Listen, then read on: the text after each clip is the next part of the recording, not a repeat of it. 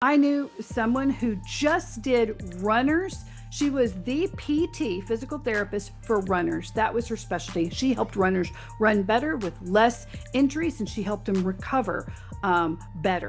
And guess what? She knew about every fun run and thing in there, and she just worked the 5K, 10K marathon circuit. She was luckily in a place in Southern California where they have tons of those. But she plugged into all of those, and guess what? Doing bang up business. Welcome to the Super Clinic Project Podcast, Coach's Corner Edition. Ready to boost your practice by 10,000 in just 10 minutes? Join your coaches, Jennifer and Tracey, for fast and proven strategies that drive real results. Let's get started. Welcome to the Super Clinic Project Podcast, where we take regular clinic owners and we turn them into super clinic owners. Today, you have your Coach's Corner hosts, Jennifer Gligoric and Tracey Sundkvist. She is also a neuroscience expert and a fellow consultant and coach like me. And we're going to help you add $10,000 to your business in 10 minutes. And today, we're going to talk about content localization, why your niche matters. Tracey.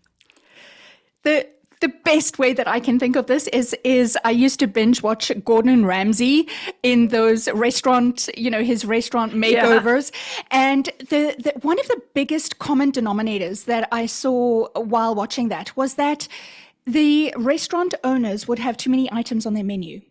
From, seafood to steaks to, Mexican food, Oriental food, they would try to cover too many bases. And when you do that, you are doomed to suck at all of it, or at least not excel at any of it. So I think when we're talking about localization, we're talking about specializing in a niche that you can become the best at. And the more clearly you can define what is your special menu items, the easier it's going to be for you to be able to repeat success in that space.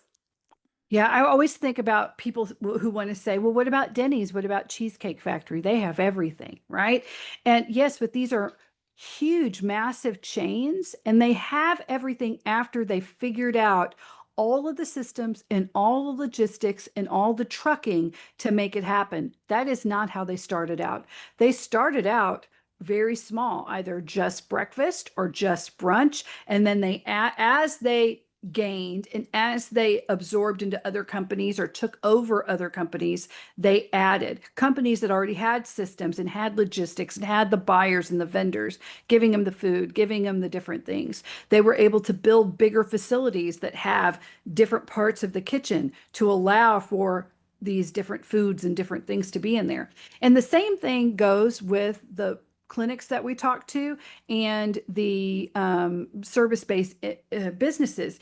If you can do everything, it gets very confusing. And how do you put an ad for that? We'll do everything for you. Number. Well, who's going to go to that beauty spa if they just want to get their lashes done? They're going to go directly to Lash Bar. We do lashes. We're the best at lashes on the planet. Come in and we will give you lashes. That is a great example of hyper niche that is incredibly successful, and we see them everywhere. Blowout bars. Same thing with healthcare that we've seen. So that would be beauty or med spa, but in healthcare, if you have back sciatic pain and you're looking and you have this one chiro and they're talking about everything, you're like, well, I hope they can help me with this. But then you see an ad. Are you suffering from lower back pain? Which one is going to pay more attention? And then if you're like, oh, okay, well, we'll just do 50 different ads and we'll spend tons of money on totally different ads. And that way we'll get all the people. But what happens is your ads will cannibalize each other. And so instead of having one great ad and being the back pain specialist or being the upper cervical specialist that does vertigo and migraines and, brain fog, right? Now you're lumped in with everyone. And you just can't seem to get that practice off the ground. You don't want to be running 10 different businesses poorly.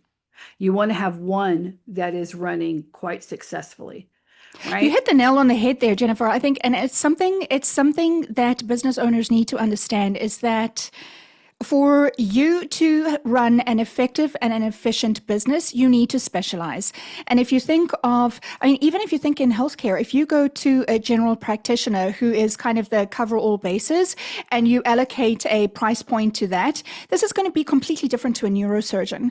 So you need to understand, okay, well, do I want to be the GP where I see to absolutely everybody, but then all I am is a production line, right? It's literally the model is how do I get the most amount of people into this business so that I can get out of the business what I need, rather than being a neurosurgeon, in which case your skills are so highly in demand that you are able to service a very few, volume-wise, less people, but then charge more because of that area of expertise. Now, it's about thinking how effective and efficient are you at running a business, because generally if you don't have all of your ducks in a row, if you don't know how to make systems work, if you don't know how to leverage on networks and cooperations with other businesses, if you aren't very, very good at business, going the general way is going to result in bleeding money. Right? It's ineffective, it's inefficient. The more you're able to specialize according to what you're very good at, the more specialized you become, the more you can charge, and the more effective and efficient your business, your practice can be. Yes, and this doesn't mean it's going to end up like that. We all know, we see very successful clinics that have many different specialties in the clinic, right? But the most successful ones that do it started out with one person doing one specific thing, then adding on another doc, and their specialty was something different. That when they approach it as two different businesses, and well, you're going to be talking to Dr. So and so. Usually, that doctor has his own assistant who is also the one doing the booking. She's answering the phone calls to it. After a while, you get the switchboard board. Who are you calling about? And they're very good at determining which one of the things. Do we take you to physio? Do we take you to the naturopath? Are you for a consultant? Are you here just for massage? Are you here for chiropractic? Are you specifically for decompression? And they do tons of training with that person to be able to get them into the right funnel based on what, how they came to be. And sometimes the ad that they said is not where they end up, because where they end up is a higher core offer, but that's actually where they need to be. And so that person is the biggest moneymaker, because they're the ones that are putting them into the right funnels, but they're different parts of the business. They look at them differently. And the owner of that business has all these different dashboards to look at. They become very different. They're not stuck in fulfillment. So if you're still in fulfillment with what you're doing, then you need to start out and get a powerful systems in place for the niche that you have, and really specialize with your content and with the localization for your content. Another thing I want to talk about is, well, how do you do that in my area? What's another way I can localize content too? Talk about where you actually live. So if you are in a huge place, like let's say New York City, right? You're not going to advertise as the Cairo from New York City.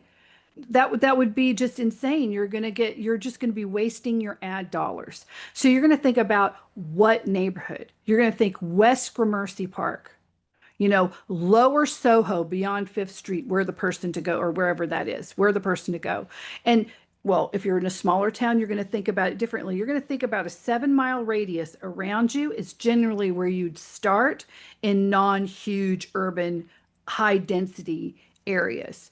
And there's a lot of, different rules for that. But think about promoting events that are happening in your neighborhood or the town. If you have, a lock on your little town, think about fun runs. Is it May Day or the Strawberry Festival, or, any of those things to talk about, and then see what you do can tie in. I knew someone who just did runners. She was the PT, physical therapist for runners. That was her specialty. She helped runners run better with less injuries, and she helped them recover better. And guess what? She knew about every fun run and thing in there, and she just worked the 5K, 10K marathon circuit. She was luckily in a place in Southern California where they have tons of those. But she plugged into all of those, and guess what? Doing bang up business. from working with another PT, doing a little bit of everything, to going, should I even specialize with that? Finally getting her place, and now she's like living the dream. So yeah, you can, those are different ways that you can have content localization. And it's just very important to pick your lane and just be really, really good at it. You're going to make a lot more money if you do it that way. Anything you want to add before we go? It really is about keeping it simple, stupid. You don't want too many moving parts, because too many moving parts can distract you from what is important. And the more simple and clearly defined something can be, the easier it is to make that work for you. And then also to see where you're going off course, or, when you really are on track. So we're all about keeping it simple, stupid. I've never, through the course of my consulting with medical service-based businesses, I have never, ever come across a business owner who, by the time they get to me, when they want to get to the next level, have thought, well, it's going to be about adding. It's going to be about adding yet another component. Usually, you can have a look at what's working, what's not working, but adding without looking at, okay, well, what's no longer relevant? It's a case of being in flow. You're not just going to keep adding and adding and adding. It doesn't work like that. So to stay relevant, if you want to add something, also understand, okay, well, what is not working? What is not profitable? What is actually not adding value anymore to the people that I serve? So it's not just a case of putting on. It's also a case of looking at, okay, so what do I need to take away? Yeah, absolutely. And it also helps you be an expert, and it also helps you have authority in business and with the clients that you're talking to. Sure, they may want to go across the street for something else, but if they have lower back pain, they're going to be coming to you for that. So you need to make sure that when we talk about niche, it only helps you build your brand, and it only helps you build your authority. But we actually went a little past our 10 minutes, but guys, that's how you can add more value to your business. 10,000 in 10 minutes. Please like, follow, and share our Super Clinic Project Coaches Corner, and give us that 5-star review. It helps us to continue to help you. Have a great one. Thank you for listening to the Super Clinic Project Podcast, Coaches Corner Edition. If you would like to work with Jennifer or Tracey to 2 or 10x your business, then go to superclinicproject.com and click on either Jennifer or Tracey's photograph to book a complimentary session. Your greatest breakthrough is just a session away.